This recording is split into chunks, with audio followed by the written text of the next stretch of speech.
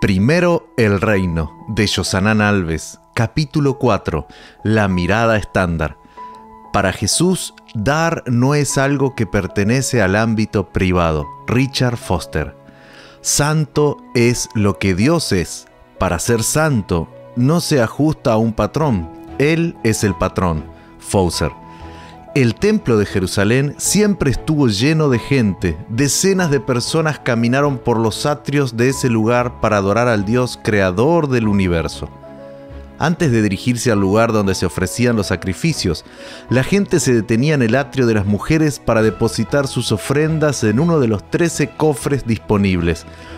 Esta era una excelente manera de llamar la atención de los presentes sobre la generosidad de las ofrendas obsequiadas, ya que el ruido de las monedas al caer en las arcas evidenciaba la cantidad ofrendada y atraía miradas de admiración al generoso ofertante.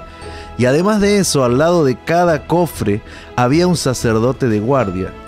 El oferente tenía que decirle el valor de la ofrenda para el control financiero del templo. Cualquiera que permanecía cerca podría seguir el proceso e incluso escuchar el monto de la ofrenda entregada. La cultura dominante de la época se destacaba por sus túnicas largas, saludos en las plazas, sillas principales en las sinagogas, los primeros lugares en los banquetes y las largas oraciones públicas.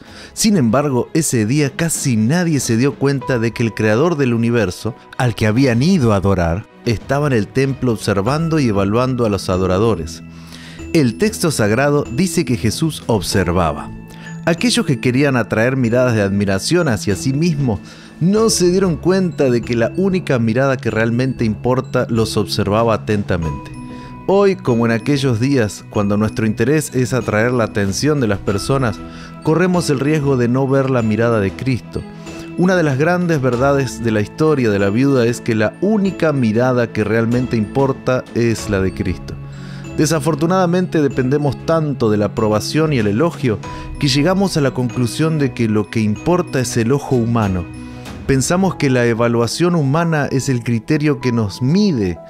Este pensamiento nos lleva a una terrible actitud de comparaciones y a la creación de estándares inalcanzables. McCray Barnes, un pastor estadounidense, relata que un día fue a visitar a una mujer de su iglesia que había tenido un bebé. La encontró llorando en su cama de maternidad.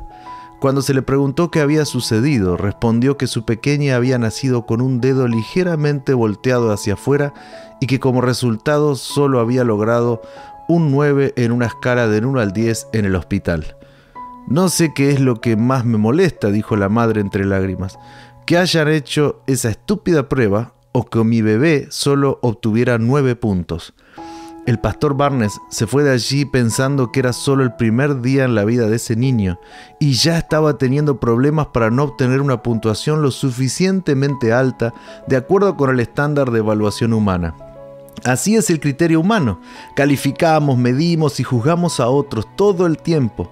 Sin embargo, la historia de la viuda nos muestra que Jesús estaba mirando todo eso y podemos estar seguros de que Él también nos está mirando hoy. Debemos estar seguros de que el observador que realmente importa es Cristo por 3 razones. 1. Es el único evaluador que nunca falla. Un día, un joven que tenía muchas riquezas se acercó a Jesús y le hizo una pregunta importante. «Maestro, ¿qué buena acción tengo que hacer para tener la vida eterna?». Dijo que había obedecido todos los mandamientos desde su juventud. Probablemente cualquier otro observador diría: «No necesitas hacer nada más. Lo que ya estás haciendo es más que suficiente. Quédate tranquilo». Pero Jesús, el único evaluador que nunca falla, dijo: «Si deseas ser perfecto, anda, vende todas tus posesiones y entrega el dinero a los pobres». El joven se había evaluado a sí mismo de manera errónea. Los que lo rodeaban lo calificaron al mismo nivel, pero la evaluación de Cristo era perfecta y verdadera. En ninguna parte de la Biblia la autoevaluación errónea es tan clara como en la visión que la iglesia de la Odisea tiene de sí misma. Según Apocalipsis 3:17, el miembro de la iglesia de la Odisea dice de sí mismo: «Soy rico, tengo todo lo que quiero, no necesito nada».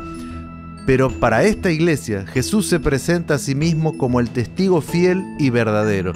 En Apocalipsis 3:14, Cualquier testigo puede engañarse a sí mismo o mentir, pero Cristo es el testigo que no comete errores ni miente. Todos pueden mirar al miembro de la iglesia de la Odisea y estar de acuerdo con la evaluación hecha por ellos mismos, pero Jesús afirma saber que es un infeliz y un miserable, eres pobre, ciego y estás desnudo.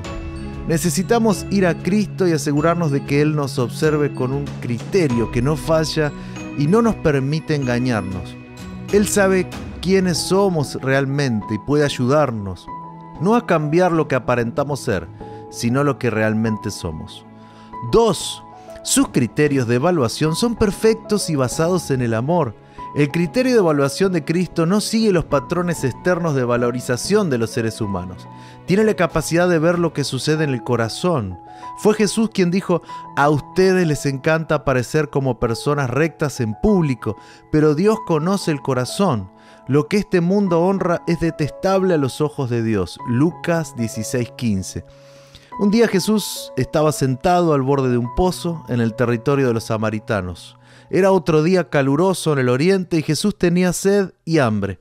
En tal situación, cualquiera de nosotros se concentraría en nuestras propias necesidades, pero Jesús no. Una mujer se acercó al pozo y Jesús la miró.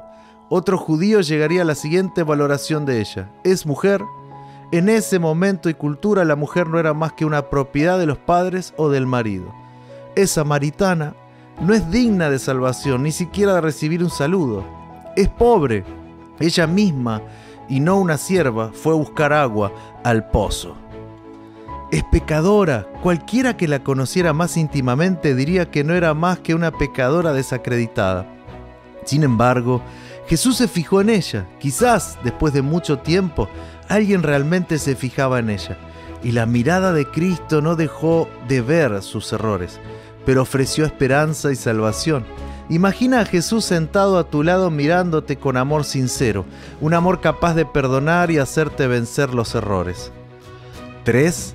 Él es el único patrón que se debe alcanzar. Por eso puede evaluar perfectamente. Ese patrón es Cristo. Él es el estándar perfecto de justicia, bondad, pureza y fidelidad. Cuando nos encontramos bajo el estándar de nuestra propia evaluación o el de las personas, generalmente tendemos a rebajar el patrón de pureza y santidad presentado por Dios. Pero cuando nos damos cuenta de que es la mirada de Cristo la que establece el estándar, comenzamos a darnos cuenta de lo que realmente se espera de nosotros. Martín Lutero solía expresar esta idea con las siguientes palabras: el hombre necesita sentirse desesperado por su propia situación para estar preparado para recibir la gracia de Cristo. Hablamos de salvación, pero debemos entender que el proceso de salvación, además de la liberación de la condenación, implica la transformación del carácter. En uno de sus sermones, Leonard Ravenhill, el predicador estadounidense, hizo la siguiente pregunta: si te preguntara esta noche si estás a salvo, dirías: sí, soy salvo. ¿Cuándo?, preguntó. Oh, fulano de tal predicó y me bauticé y... ¿Pero eres salvo? ¿De qué eres salvo? ¿Estás a salvo de la amargura? ¿Estás a salvo de la lujuria? ¿Estás a salvo de hacer trampa? ¿Estás a salvo de la mentira? ¿Estás a salvo de los malos hábitos? ¿Estás a salvo de la rebelión contra tus padres? Vamos, ¿de qué eres salvo? Hoy debemos responder a la mirada de Jesús sobre de qué somos salvos. Mira tus actos de bondad a la luz de la bondad de Cristo. Mira tu fidelidad con los ojos de la fidelidad de Cristo. Mira tu honestidad a los ojos de la honestidad de Cristo, porque en todo esto Él es el patrón. Esta perspectiva no debe llevarte al desánimo, sino a Cristo, el único que es capaz de transformarnos y hacernos semejantes a Él. Mira qué extraordinaria promesa nos presenta el apóstol Pablo. Así que todos nosotros, a quienes nos ha sido quitado el velo, podemos ver y reflejar la gloria del Señor. El Señor, quien es el Espíritu, nos hace más y más parecidos a Él a medida que somos transformados a su gloriosa imagen. 2 Corintios 3:18. Él es patrón para alcanzar y por su gracia, que obra en nosotros, podemos vivir una vida de santidad y semejanza con Cristo. En 1518, la Iglesia Católica abrió un caso de herejía contra Martín Lutero. Todos sabían que en algún momento sería llevado ante los cardenales y que su destino podría ser el mismo que el de tantos otros que antes eran considerados herejes.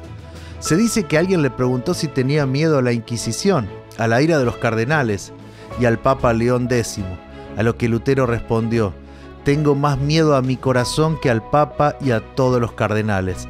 Tengo un gran Papa dentro de mí, mi yo. Todos tenemos una batalla para pelear, para poder decir: ya no vivo yo, sino que Cristo vive en mí, como dice en Gálatas 2:20. ¿Recuerdas el compromiso que hicimos el primer día de buscar a Dios 3 veces al día? La fidelidad a este compromiso de comunión nos llevará a la presencia de aquel que nos evalúa y nos transforma. En ese momento escribe una oración corta pidiendo que la mirada de Cristo te muestre quién eres realmente y te motive a buscarlo cada día para ser más como Jesús.